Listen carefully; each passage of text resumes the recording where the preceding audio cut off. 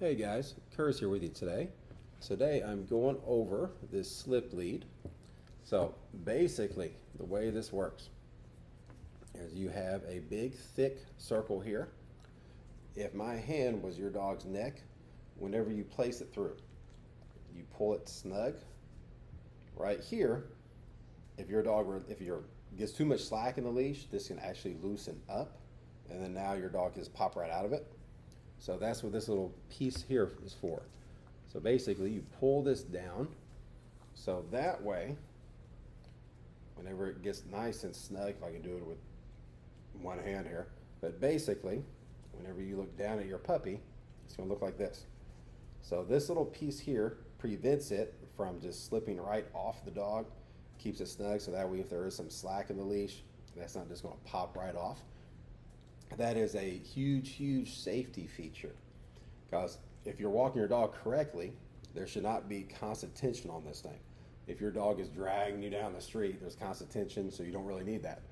But if your dog is dragging down the street, then you're missing something. Something's not working for you there. So there should not be tension on this. This is just a matter of it's there, keep your dog from getting away from you.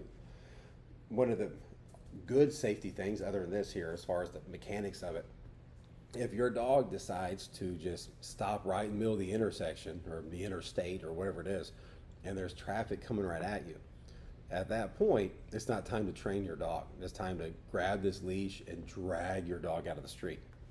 By this being a kind of a loop here, if I was to pull, this will tighten.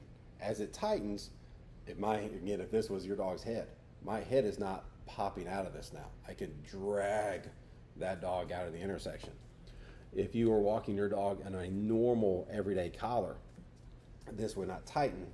So basically meaning, if your dog decided to sit in the middle of the intersection and you pulled, it's going to pop right off. Now you have real issues. Now you have a dog in the middle of the street, leash in your hand, you have some real problems. This, on the other hand, will tighten. Now you drag your dog out of the street. Again, that's not the time to train your dog. That's just the time to drag your dog out of the intersection here. So something else here. This side here is a part that my dog chewed off. It's supposed to look like this. You see there's a nice little leather piece on here. It looks good, nice, it's pretty, visually is appealing. But if your dog does decide to chew that off, you can see here, this is still holding up. I'm not exactly sure what they have going on here. I'm not sure if there's a glue in there or if that's sewn together. But as you can tell, even without that, you get that piece up there. So even without that little piece on here, as far as safety goes, this is still on there.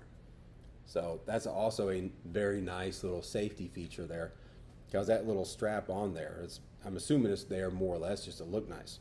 But it's also very thin, which means if your dog decides to chew on this when you're not looking, it's not going to take them any time at all to chew that right off. But by this being, again, I have no idea how this is being held together. I don't know if it's so glued. Maybe there's a magic potion in there, no idea. But that is together, and you're not losing your dog anytime soon with this. I'm assuming this is not something you'd want to keep, risking here. You either want to get it repaired or get a new one.